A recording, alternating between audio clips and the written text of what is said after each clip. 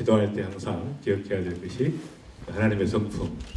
자, 시작. 내 사랑하는 형제들아 속지 말라. 온갖 좋은 은사와 온전한 선물이 다 위로부터 빛들의 아버지께로서 내려오느니 그는 변함도 없으시고 회전하는 그림자도 없으십니다. 네, 그래서 기도할 때 우리가 이렇게 가장 속기 쉬운 것이 하나님께서는 뭔가 이렇게 제한이 있으신 분이다. 그런 게 없다는 것이죠. 정말 그 하나님께서는 악한 의도가 없으시고 우리를 이용하거나 시험에 들고 하거나 그런 것이 전혀 없으신 가장 좋은 것들과 온전한 성분이 더워서 그래서 그게 너무 좋으신 하나님. 하나님은 좋으신 분입니다. 자, 옆분 바라보면서 시작. 하나님은 좋으신 분입니다.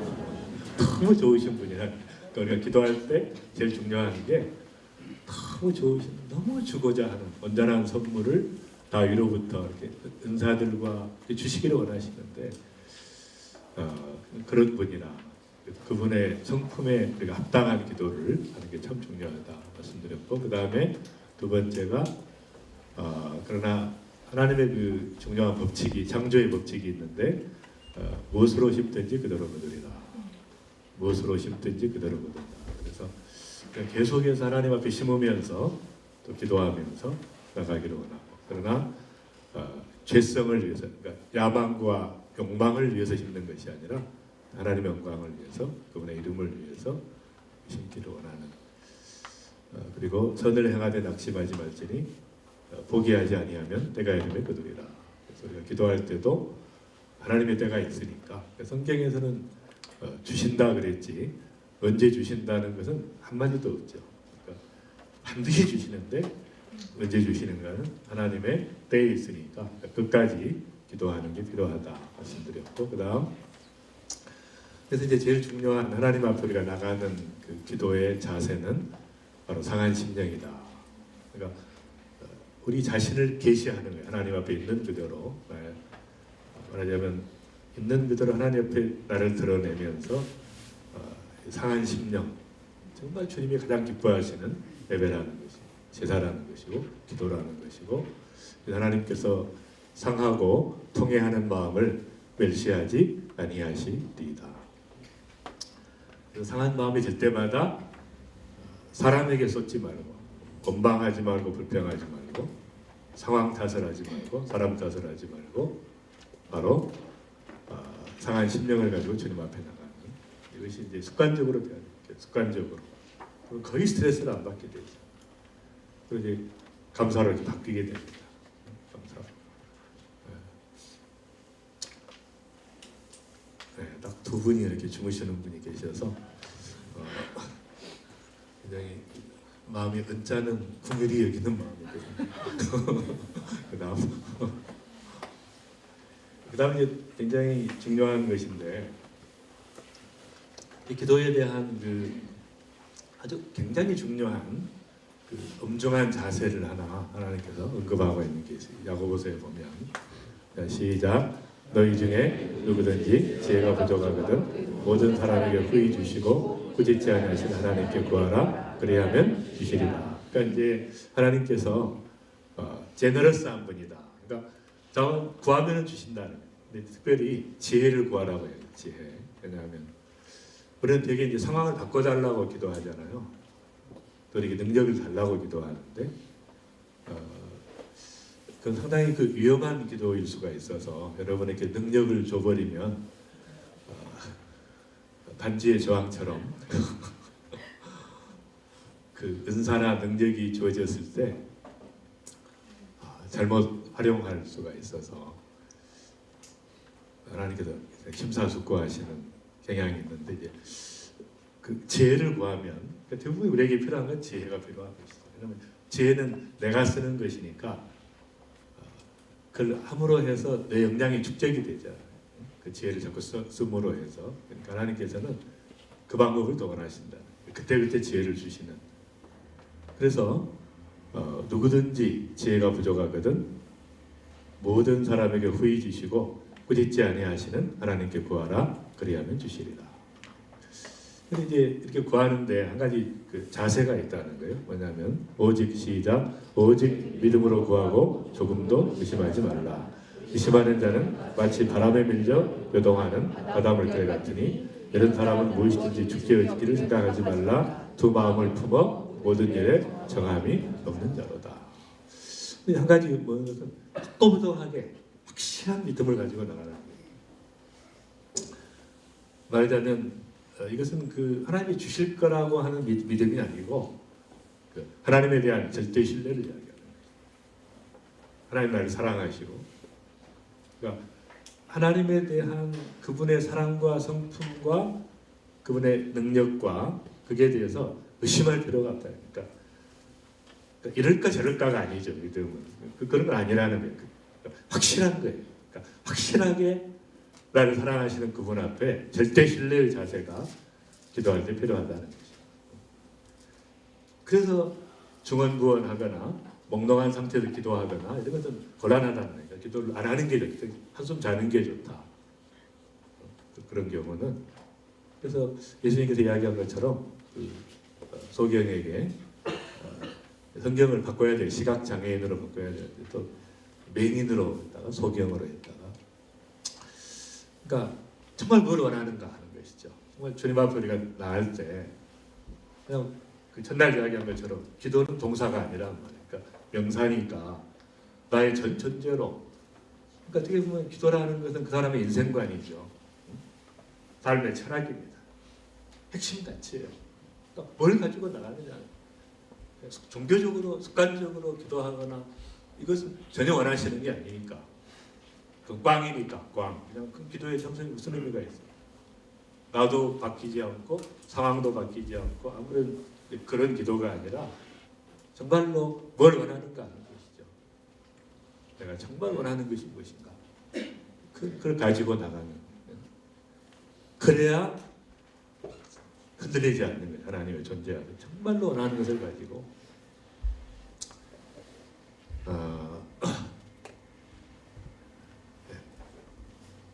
반응이 없으니까 또 넘어가. 그 다음에 이제 또 한 가지 중요한 부분이 있는데 또 이제 구하지 않는 것에 대해서 하나님께서 가슴 아파하시는 이 말씀을 통해서 야고보서에 시작 너희는 욕심을 내어도 얻지 못하며 살인하며 시기하여도 능히 취하지 못하므로 다투고 싸웁니다. 사람과의 싸움이 아니라는 거죠. 그러니까 얻으려고 하고 사람하고 싸우고 부딪히고 이게 아니라는 거예요.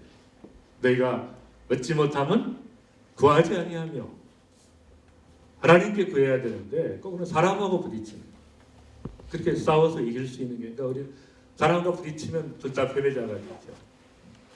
그러니까 확실한 원칙을 가지고 나가되 하나님 앞에 왜 빈곤한가?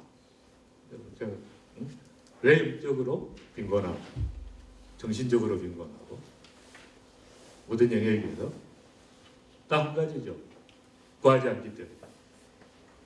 사람하고 싸우고 상황과 싸우지 말고 구하지 않기 때문에 그러니까 구하라는 것이 하나님께 구하라는 것이에요. 그러나 구하여도 받지 못하면 정욕으로 쓰려고 잘못 구하기 때문이다. 정욕으로 쓰지 않는 한은 그것만 아니면 하나님께 구하라는 거예요. 똑같은 문제를 스트레스 받지 말라는 거예요. 부부간에 싸우지 말라는 것이 자녀하고 싸우지 말라는 거예요. 그런 문제가 아니라는 거예요. 이것은. 그래서 우리의 씨름은 혈과 육을 상대하는 것이 아니라는 것이죠. 엄청난 그 세력을 가진 어둠의 세력과 하나님밖에 해결할 수 없는 것이죠. 다른 데서는 해결할 수 있는 방법이 없는 것입니다. 그래서 그렇게 하라는 것입니다. 그래서 이런 전제 조건들이 우리가 구할 때 있다는 것입니다. 성경에 전제 조건들이 있다. 바라만 보고 있으면 하나도 기억이 안 날 것 같아요. 복사해서 나눠줘야 되겠네. 이따가 복사해서 내일 아침에 나눠줘. 그 다음 이 사진 여러 차례 나왔는데 제가 왜 가족 사진인데 저희 이제 막내 아시죠? 미국에서 그 YM에 또 코나 열방대학에 간사로 있었는데 그러다가 이제 콜로라도에가 있었는데 한번은 이 친구가 빛과 소금님 의인이 친구인데 콜로라도 센터를 좀 관리할 사람이 필요하다 그래서 사람을 수소문하라 그래서 이제 자기 친구를 또 보냈는데 그래서 이제 거기서 같이 지내게 됐습니다. 갑자기 두 사람이 사라졌어요. 사라져가지고 참 전혀 소식이 없으니까 이스라엘로 간다, 광야로 간다, 뭐 그런 편지만 남기고 왜 그랬는가 봤더니 이제 그 둘이 너무 이렇게 좋아하고 하나님의 뜻을 이렇게 구하는데 우리 송은주 이사님이 그럴 때는 이스라엘 광야에 가서 하나님의 음성을 들어야 된다는 거죠. 두 분이 그리 가가지고 이제 하나님의 음성을 듣고 또 확인을 자기들끼리 이제 해가지고 또 결혼하고 이렇게 해서 사라져서 이제 그 뒤에 연락이 왔는데 그래서 이제 너무 마음이 아픈 거예요. 그러니까 이제 이런 것들이 생기면 도대체 이제 여러 가지 불안한 생각들이 들잖아요. 보통 자녀가 그렇게 되니까 계속 이제 탄식하면서 기도하면서 또 이제 감사할 것도 있는 것은 또 이 형제가 좀 좋은 형제니까 같이 사라지긴 했지만 이상한 사람이 아니니까 그래서 이제 나중에 연락이 왔어요. 미국으로 이제 콜로라도 돌아왔는데 보니까 이제 애 하나를 딱 그렇게 낳아가지고 헐몬산에서 지냈는데 그 헐몬이라고 이름을 지어서 그래서 이제 미국 공동체에서 이제 결혼을 했죠. 정식 두 번째 이제 미국 공동체 사람들과 또 우리 갈 때마다 우리 기도해 주시는 그 미국 목사님 계시죠.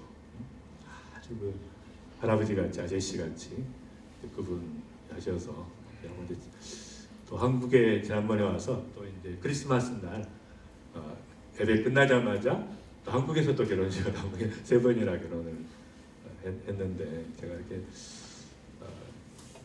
그 사건 때문에 이제 계속 하나님 앞에 정말 이유는 알 수 없지만 이걸 통해 하나님께서 이루실 일을 인해서 감사도 계속 드리면서 또 이제 소식이 없으니까 계속 이제 안타까움을 가지고 또 탄식하면서 기도하게 됐는데 결국 이제 보니까 갑자기 세 사람이 가족이 더해져 가지고 사진을 찍어보니까 10명이 된 거예요.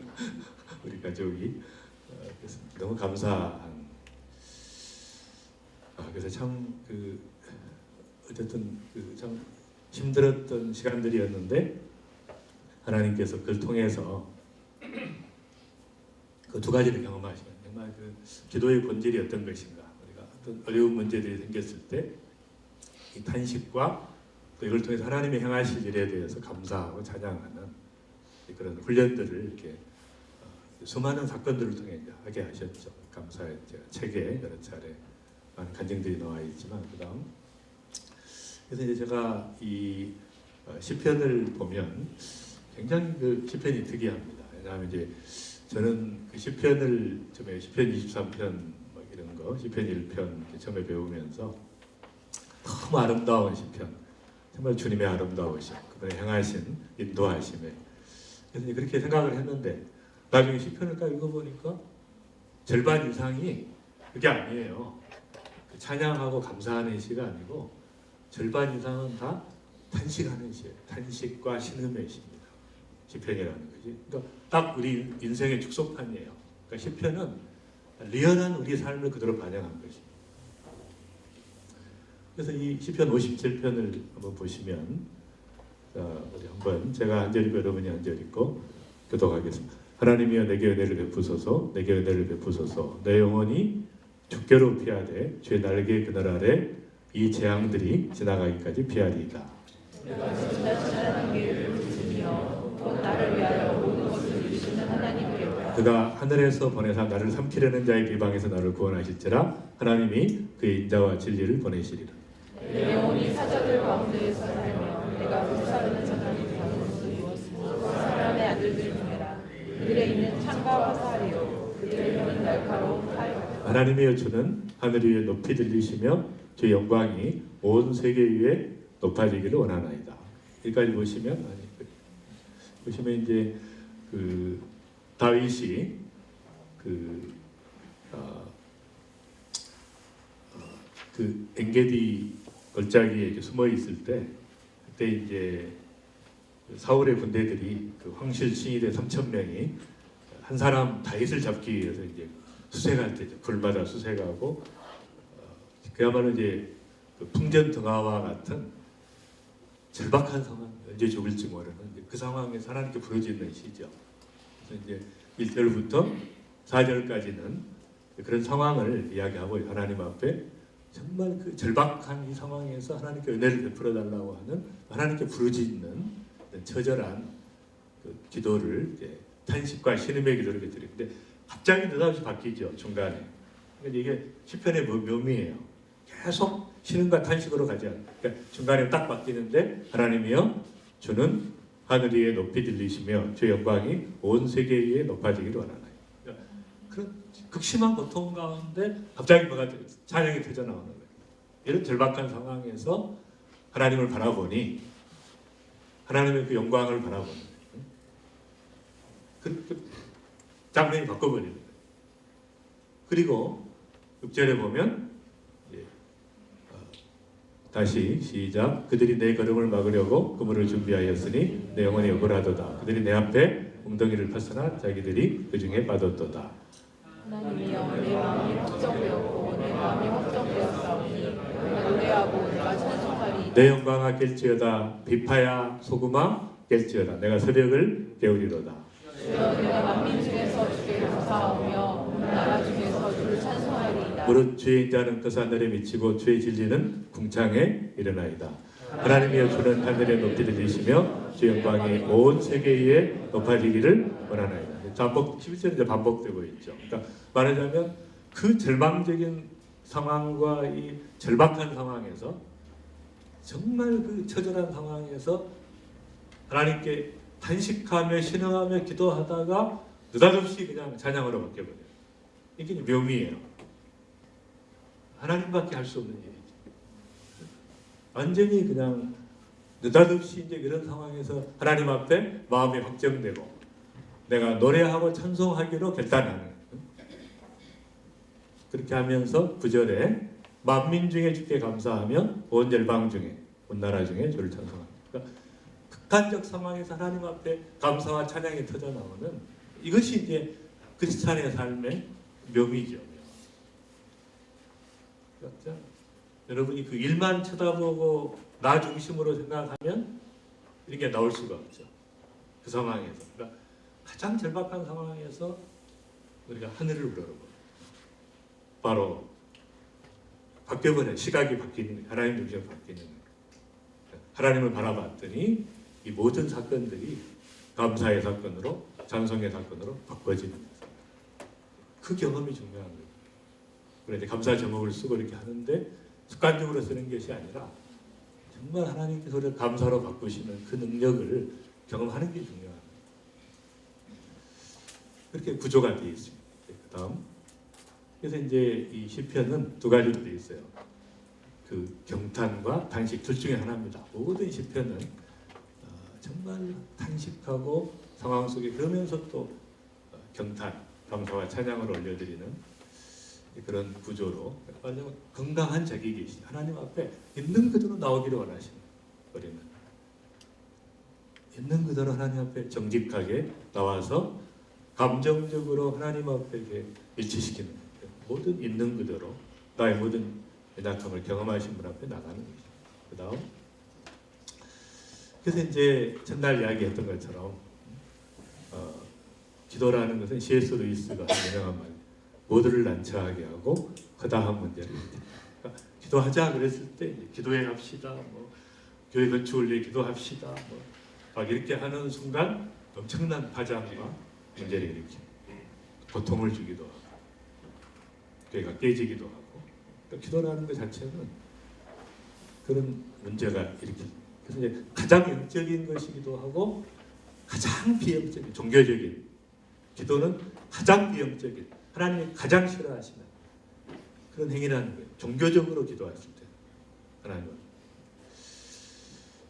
그래서 하나님 예수님께서는 기도하라고도 하시고 또 기도하지 말라고도 하신다. 이렇게는 기도하지 말라. 첫날 말씀이에요. 그 다음에 그래서 이제 기도에 대한 것을 우리가 정확하게 이해하기 위해서 네 가지 개념을 이해하는 게 참 중요합니다. 그게 참 혼란이 돼요. 기도가 무엇인지에 대해서. 그래서 디모데전서에 그 사도 바울이 아주 정리를 잘 했습니다. 내가 첫째로 권하노니 모든 사람을 위하여 간구와 기도와 도구와 감사를 하라. 이렇게 이제 네 가지 종류로 이렇게 나누어집니다. 여러분 성경에 보다 보면 모든 기도와 간구로 하되 보면 이제 기도와 간구는 다르다는 걸 알 수가 있어요. 똑같은 단어가 아니고 그게 혼동이 있는 거예요, 사람들이. 그러면 이제 간구라는 것은 뭐냐면 데시스라는 데오마이라는 헬라말에도 썼는데 절박성이죠. 간절한 필요를 구하는 겁니다. 그래서 이것은 정말 하나님 앞에 나갈 때 가장 기초적인 것이죠. 누구나 절박한 필요가 있고 간절한 필요가 있으면 다 기도하게 됩니다. 그것이 이제 간구라고 하는 것이고 이제 기도라는 말은 간구라는 말과 굉장히 다릅니다. 기도라는 말은 간구하고 다른 것이에요. 그러니까 혼동하게 쓰니까 혼란스러운 거예요. 기도라는 말은 그 보좌 앞에 은밀히 나아가는 것이다. 그래서 이것은 그 프로슈케라는 단어인데 프로슈코마이에서 왔어요. 그래서 이제 프로라는 말은 하나님을 향해서 나가다, 그다음에 하나님과 같이 있다, 같이 동행한다, 같이 동행하고 대화한다 그런 뜻이고 익스체인지는 내 뜻을 가지고 가서 주님의 뜻과 바꾼다. 중요한 의미가 있어요. 기도라는 것은 내 뜻을 관철시키는 게 아니고 내 뜻을 가지고 가서 하나님의 뜻과 바꿔버리는 거예요. 그러니까 대화하다 보니까 수준 높은 사람과 대화하다 보면 그걸 내려놓게 되죠. 바꿔져 버리는 거예요. 그게 기도라는 거예요. 하나님 앞에 나갔을 때 바꿔져 버리는 거예요. 저는 이제 뭐 영적인 대가들과 대화를 가끔 이렇게 해본 적이 있는데 특별히 이제 제가 이렇게 대화를 하고 나서 제 키가 커졌다 이렇게 어쩐지 키가 커진 것 같다 이렇게 느꼈던 분이 이제 하영조 목사님이었는데 그분하고 이렇게 동역하면서 틈틈이 이렇게 멘토링을 해주시는 거 이렇게 딱 대화하고 나면 한 20-30분 대화했는데 굉장히 내가 이렇게 넓어지고 성장한 것 같은 느낌이 드는데 그런 것이죠. 일단 기도라는 것은 말하자면 이제 대화라고 보통 이야기하는 것을 기도라고 이야기해요. 그러니까 간구와 전혀 다른 것이다. 세 번째는 이제 엔툭시스라고 하는 도고라고 하고 중보라고 하는 것인데 이게 조금 이거다 보니 비슷해요. 그러니까 그런 간절함과 절박함이 있는데 한 가지 차이는 이것은 나를 위한 것이고 대부분이 이 중보는 나를 위한 것이 아니에요. 그러니까 다른 사람을 위한 것이. 다른 사람을 위하거나 선교사를 위해 기도하거나 나라를 위해 기도하거나 이것은 이제 도고에 해당하는 거죠. 나와 관계 있는 것이 아니라 그건 이제 도고라고 해요. 그런 열망을 주시죠. 하나님께서 천지 기도하고 싶은 마음을 주시죠. 그때 기도하시는 게 중요해요. 그 마음을 주시면 그래서 계속해서 주시는데 그 사인을 계속 안 받으면 고장난 수신기 라디오처럼 사인 안 받으면 이제 더 이상 뭐 의미가 없어지면 아무리 줘도 받지를 못하니까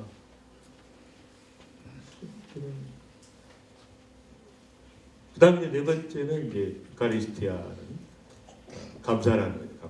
감사는 이제 축복을 되돌려준다 그런 뜻도 있고, 이제 감사함으로 거룩하게 된다 그런 뜻도 있습니다. 저도 이제 이 감사는 하나님의 존재에 대해서 감사하는 거니까 가장 높은 수준의 기도라고도 할 수 있습니다. 그러니까 다 감사를 해버리면 사실 기도할 게 없어지죠. 간구할 것도 없어지고, 어떤 거 생각날 때마다 감사해버리면 다 포함되는, 세 가지가 다 포함되는 거예요. 그래서 어쨌든 이제 이런 네 가지가 전혀 다르다. 그러니까 이제 근데 이걸 어떻게 하라 그랬어요? 하나님께 뭐라고 하면 모든 사람을 위하여 간구와 기도와 도구와 감사를 하라. 그러니까 모든 사람을 위해서, 여러분이 아는 사람들을 위해서, 가족들을 위해서도 그렇고 계속 하라는 거예요.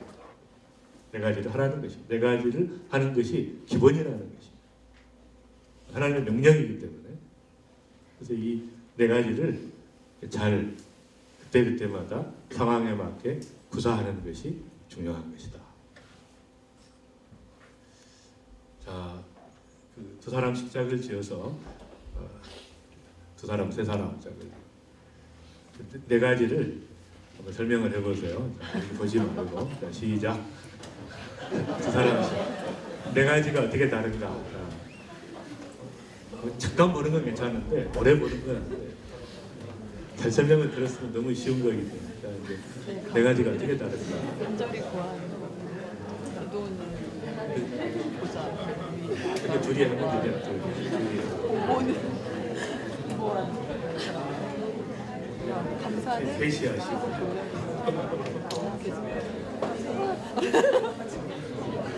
아니면 둘이 하고 둘이 하시고.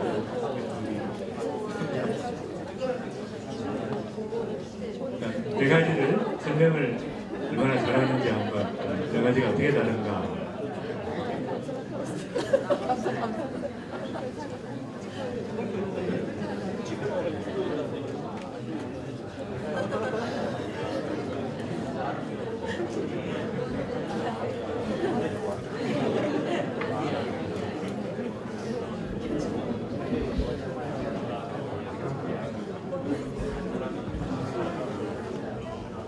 이제 나와서 한 명씩 좀 시켜볼 테니까 열심히 좀 이제 토론을 하시고.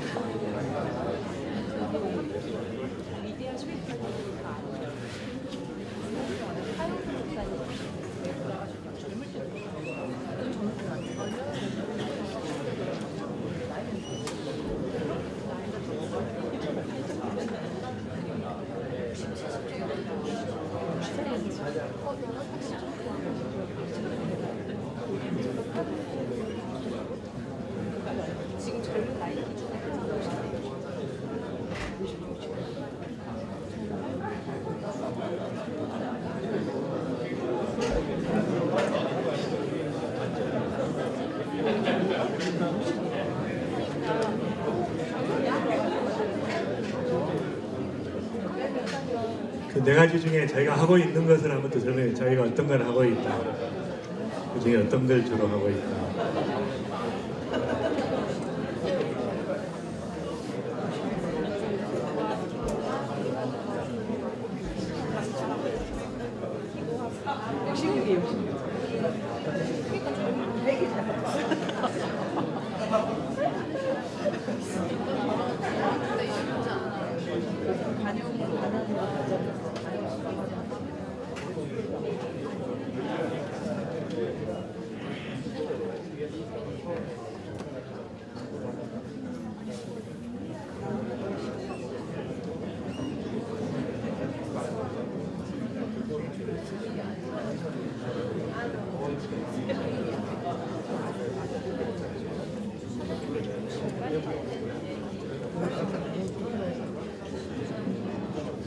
자, 그러면 우리 한 명 시켜보겠습니다. 이제 우리 이름 ICT 우리 김덕호 대표님 네 가지를 잠깐 설명을 하자고.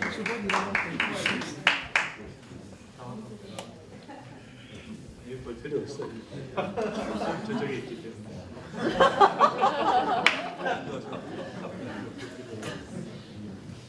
네, 기도의 종류가 있을 텐데 일단은 뭐 저거 그 글자로 썼던 것도 물론 중요하겠지만 제 현실에 있는 모습을 드리겠습니다. 일단은 기도를 하게 됐을 때 보통 사람들이 편안하면 기도를 안 하게 되잖아요. 요즘 현실이 제가 여러 가지 절박한 상황이라든가 여러 가지 상황들이 있으면 실제로 항상 마음이 기도하는 것이 꼭 시간을 정해서 기도하는 것이 아니라 생활의 기도가 되는 것 같아요. 아침에 일어났을 때도 그 문제가 해결되지 않았을 문제도 있을 거고 오늘 해결된 문제가 있기 때문에 그렇습니다. 절박성이 있어야 되면 실제로 이 절박성 때문에 기도하는 자리 자체가 실제로 은밀한 곳에 나아가도록 하잖아요. 항상 주님과 1대1로 만들 수 있는 그 자리로 나가게 되고 실제로 기도하다 보면 실제로 기도가 기도를 만든다는 것을 경험하게 되는 거예요. 세 번째로 말씀드리는 것이 기도를 하다가 나무리한 절박한 그 심정이 있었지만 그것이 기도가 승화돼서 자기 기도뿐만 아니라 여러 공동체를 위한 기도든가 다른 사람을 위한 기도로 하는 것이고 마지막에 기도를 하다 보면 하나님께서 그런 기도를 하게 된 자신에 대한 감사로 승화시켜 주시는 놀라운 축복을 저도 받고 기도를 해주시는 그분들한테도 되돌려줄 수 있는 것이라고 생각합니다. 감사합니다.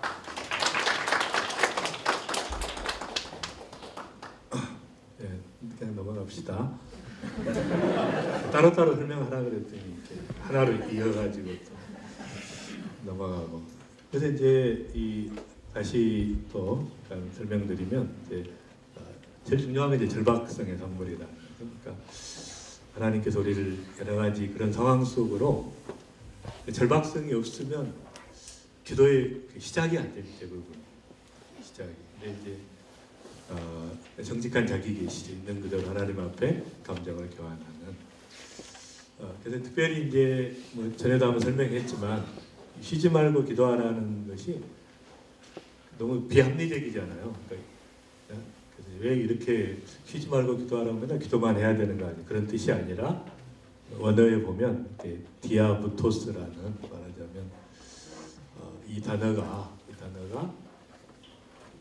밑바닥을 뚫고 기도하라 그런 뜻인데 그 무슨 말인지 잘 이해를 못해요. 성경 번역한 사람들이 성경을 번역하다 보면 이해를 못하시니까 그냥 쉬지 말고라고 잘못 번역한 거예요. 밑바닥으로 들어가서 어떻게 단식하면서 기도하니까 그러니까 문제가 생길 때마다 이제 그러면 그렇지 않을 때도 기도하고 그럴 때도 기도하라. 뭐 그러면 이제 쉬지 말고 기도하라. 그렇게도 번역할 수 있겠지만 그 뜻은 사실 그런 뜻은 아니라 바닥을 뚫고 들어가서 하나님 앞에 아뢰는 그런 그러니까 간구와 기도를 이렇게 종합했다고 할까 그런 뜻이고요. 그래서 이 상한 심령이라는 것은 예수님께서 다시 정의하는 것은 심령이 가난한 자. 심령이 가난한 자는 왜 복이 있는가? 심령이 가난하기 때문에 가난함을 가지고 하나님의 보좌 앞에 나가니까 하나님의 나라를 소유하는 그런 것이 가능하다. 저는 이제 절박한 기도는 이제 책에도 몇 가지 나와 있는데 가장 제가 기억에 남는 건 제가 그 대통령 전용병원에 서울지구병원에 근무할 때 갑자기 연락이 왔어요. 제 어머니한테. 그래서 어머니가 전화를 했는데 말씀을 못 하시고 작은 어머니가 이제 남원에서 바꿔 주시는데 갑자기 어머니가 쓰러지셔가지고 말을 못 하신다고 이렇게. 그래서 이제 제가 그 전화를 받자마자 이제 4시간 걸리더라고요. 그 당시에는. 남원까지 이제 차를 몰고 전속력으로 몰고 고향 집에 내려가서 딱 보니까 어머니가 쓰러지신 게 아니라 그러니까 간질 발작을 일으키시는 거예요. 그러니까 후천성 간질이라고 그러니까 딱 쓰러지셨다가 갑자기 이제 발작을 일으키시고 좀 이제 쉬다가 또 그냥 한 5분에 한 번씩 이렇게 하시는. 딱 보니까 이것은 이제 그쪽에서 병원으로 옮겨서 해결할 수 있는 문제가 아니에요. 워낙 중한 병이기 때문에 바로 이제 어머니를 싣고 다시 이제 4시간 동안 서울까지 이제 달렸는데 한 손으로는 운전대를 붙잡고 한 손으로 어머니 손을 붙잡고 이제 계속 이제 5분에 한 번씩 그렇게 하시니까. 근데 그때 이제 저는 가장 일생 중에 절박한 상황 중에 하나 계속 기도하는 사람인 것 같아요. 왜냐하면 이제 제 어머니가 이렇게 이제 돌아가시거나 그러면 제가 뭔가 좀 회복이 되셔서 누리고 가셔야 되는데 너무 이제 고통 가운데 사셨기 때문에 그런 마음이 있는 거예요. 절대로 안 된다는. 그래서 이제 저희가 와서 진찰을 해보니까 이제 후천성 간질이라는 불가능한 치료가 불가능한 병이에요. 테그레토레라는 약을 쓰면 증상은 조금 좋아지지만 낫지는 않는 그런 질병인데 나중에 이제 한 달 만에 완전히 회복이 되겠어요. 제가 기적을 경험한 의학적인 말도 안 되는 생각해 보니까 정말 그 절박하게 하나님 앞에 기도했던 한 손으로 운전대를 붙잡고 한 손으로 어머니 손을 붙잡고 기도했던 그 응답이라는 생각이 딱 이제 드는 거예요. 하나님 응답하셨구나. 그런 것이 이제 가장 기억에 남는 것인데 두 번째는 저희가 처갓집에 살았어요. 어려워가지고 초반에 처갓집에 방 하나에 이제 살았었는데 근데 저희 그 장인어른이 차 안에서 집 안에서 이제 운전을 이렇게 뒤로 백 하셨는데 저희 그 둘째 아들이 있는지 몰랐어요. 둘째 아들이 치고 지나가는 거예요. 갑자기 얘를 안고 하더라고요. 애 죽었다고 막, 얘 죽었다고 갑자기. 그래서 제가 이제 보니까 숨이 이제 가느다랗게 붙어 있고 이쪽에 이렇게 출혈이 있는 걸로 봐서 점상 출혈이 있으니까 이제 뇌출혈이 있는 것이죠. 그다음에 이제 차가 지나갔으니까 이제 뼈가 부러졌고 그래서 이제 병원으로 바로 이제 서울대병원의 그 소아병원 그 응급실로 옮겨서 이제 진단을 하려고 하는데 제 장모님이 그러시는 거예요. 내가 얼굴이 이렇게 하얗게 되냐 막 그런 혈압이 막 떨어지고 재보니까 그러니까 이제 엑스레이를 찍어보니까 이제 뇌에만 출혈이 있는 게 아니라 폐 한쪽이 전부 이제 출혈이 피로 꽉 차 있는 거예요. 그러니까 이제 그래서 바로 이제 수혈하고 이제 자기들이 너무 그 성의가 없어서 제가 있는 병원으로 옮겼어요. 저희 병원이 이제 특별한 사람들이 와 있는 병원인데 가족이기 때문에 흉부외과 과장 3명이 이제 오셔서 피를 빼야 되니까 일단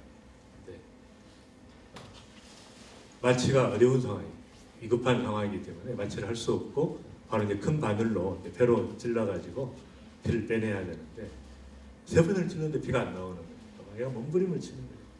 고통 때문에.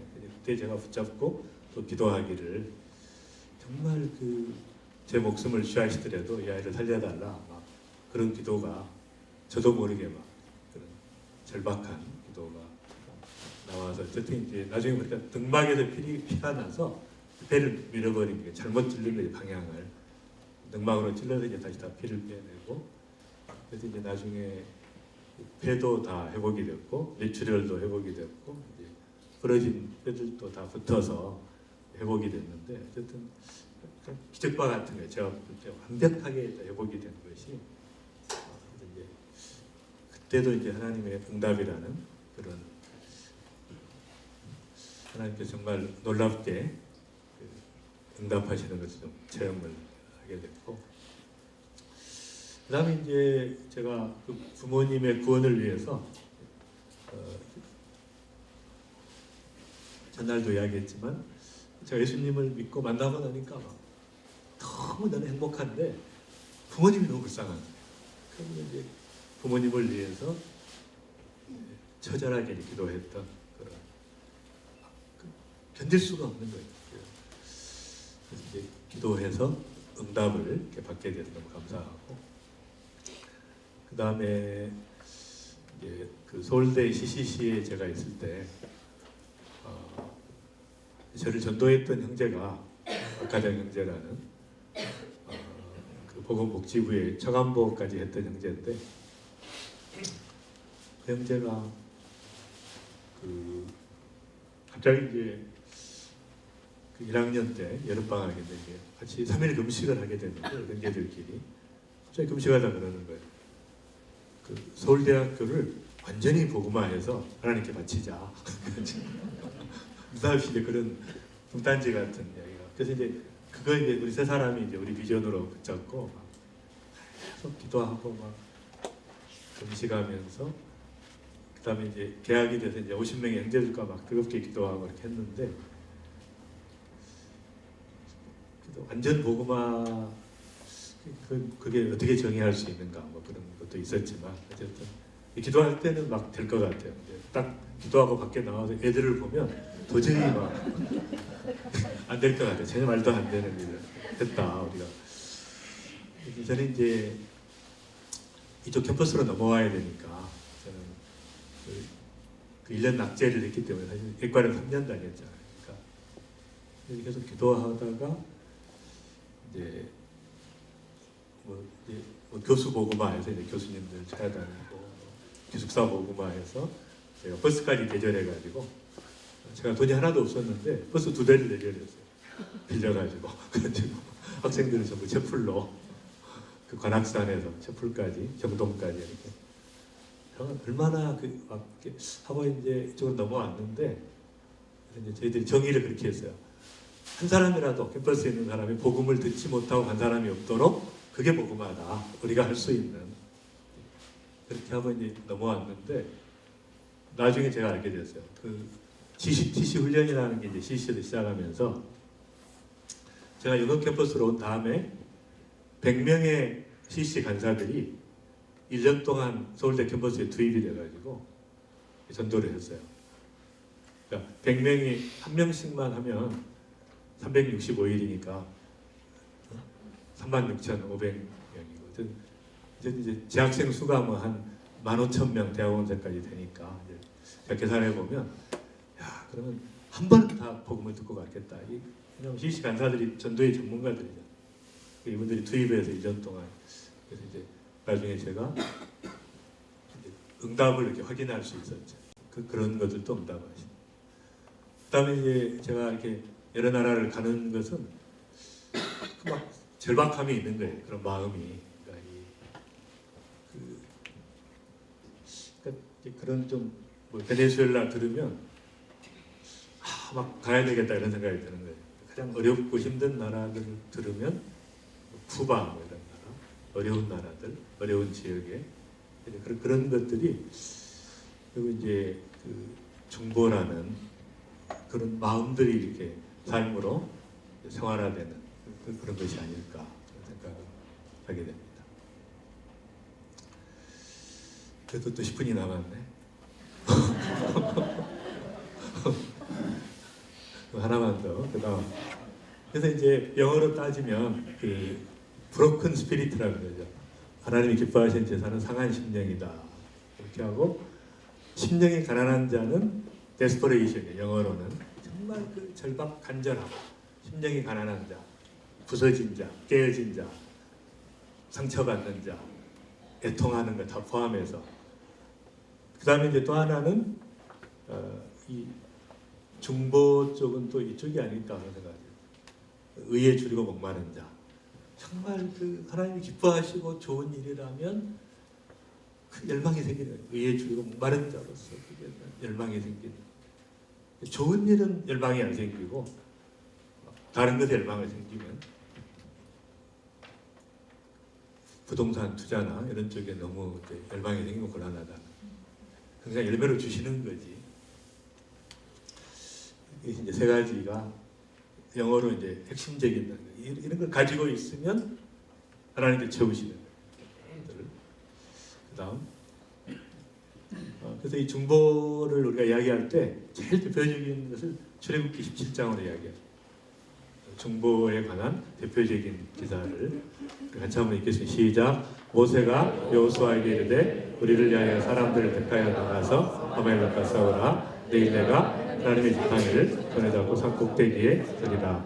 여호수아가 모세의 말대로 행하여 아말렉과 싸우고 모세와 아론과 훌은 산 꼭대기에 올라가서 모세가 손을 들면 이스라엘을 이기고 손을 내리면 아말렉이 이기더니 모세의 팔이 피곤함에 그들이 돌을 가져다가 모세 아래에 놓아 그가 그 위에 앉게 하고 아론과 훌이 한 사람은 이쪽에서 한 사람은 저쪽에서 모세의 손을 붙들어 올렸더니 그 손이 해가 지도록 내려오지 아니한지라.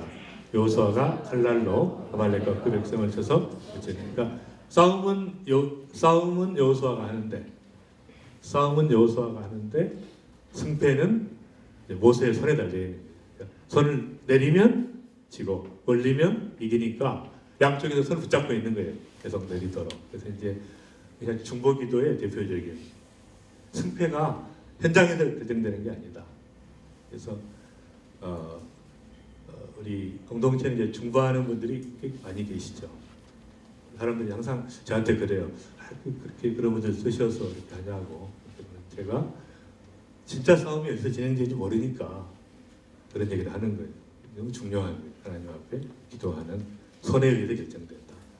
그리고 이것은 다른 의미도 있어요. 상징적으로 영적 리더가 하나님 앞에 바로 서 있는 그런 뜻도 또 하나 있기는 하지만 중보기도의 중요성을 정말 그래서 그 부서에나 어려움이 있을 때 그 영적 센스가 있어야 돼. 리더나 팀장이나 리더가 지금 막 스트레스 받을 때가 아니라는 거예요.